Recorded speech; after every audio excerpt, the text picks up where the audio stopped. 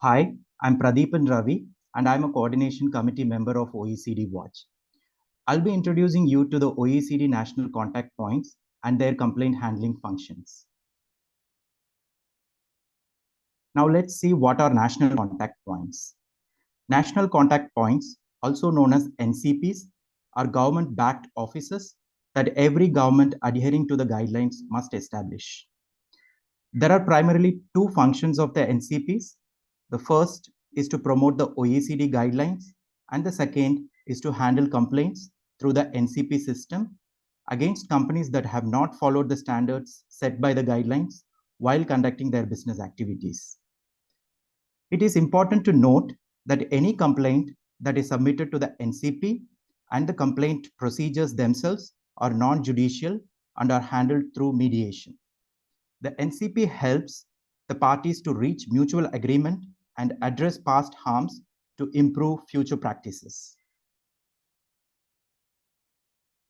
The following are the stages of an NCP complaint.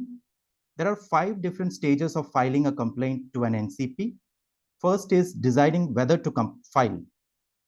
The second step is preparing and filing the complaint. Then, in the third step comes the initial or preliminary assessment by the NCP.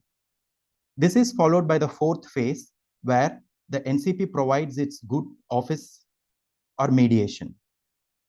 Lastly comes the fifth stage, which includes the NCP's final statement and sometimes follow up by the NCP on agreements reached between the parties or on the NCP's final statement. All these steps are explained in the following slides. Stage 1, deciding whether to file a complaint with NCPs.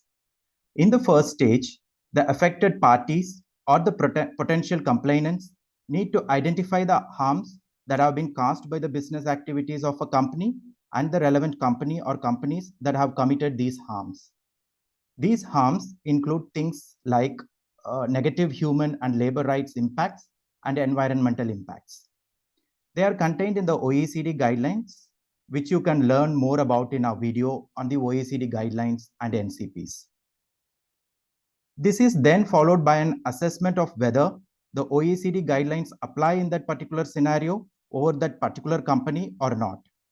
The assessment can include checking whether the harm or harms that are done by the company relate to any of the ones that are mentioned in the chapters of the OECD guidelines. The assessment can also include checking whether the company in question is headquartered or is operating in any of the OECD member or adhering states.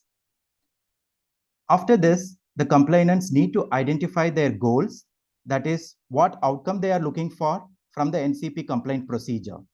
This can include, but not limited to, remedy, cessation of harm, government and public attention.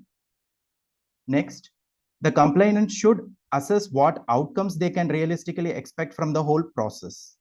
Outcomes can include remedy, acknowledgement, or apology from the company, cessation of harmful activity, gaining government attention, or public apology. They should also assess the limitations that can face while complaining to an NCP. A key limitation is the voluntary and non-binding mandate of NCP processes, meaning that companies are not required to engage in the process. Other limitations are the high complaint rejection rates for complaints filed to NCPs, that few complaints result in agreements and there is no guarantee of a remedy. It is also important to consider the costs of the whole process, generally cheaper than litigation, but not insubstantial. Finally, complainants also need to identify alternative strategies against the company in case the NCP mediation does not result in an agreement or in case the outcomes are not satisfactory.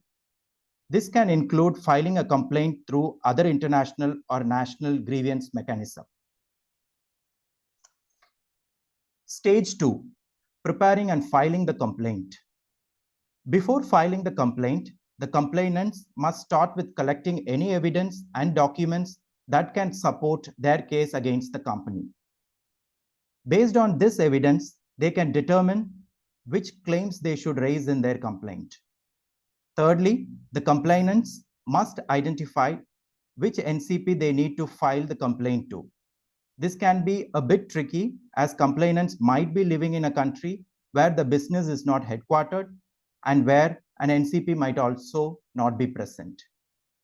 Fourthly, it is important to write the complaint in a manner which is clear, concise, and persuasive. The OECD website contains more information on how to write such a clear, concise, and persuasive complaint. Lastly, the complainants can proceed to file the complaint at the NCP. Stage 3, initial assessment. In the third stage, at first the NCP will confirm that it has received the complaint.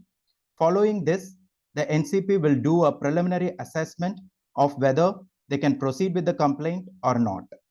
This can have two outcomes. Either the NCP will accept the complaint or the NCP will reject the complaint. Stage 4, the offer of good offices. If the complaint is accepted, the NCP will offer its good offices, usually assistance in the form of mediation, with the aim of helping the parties resolve the issues raised in the complaint. This can have two outcomes. One, the process might lead to an agreement among the parties on all or some of the claims that were raised in the complaints. The process does not result in an agreement. Stage 5,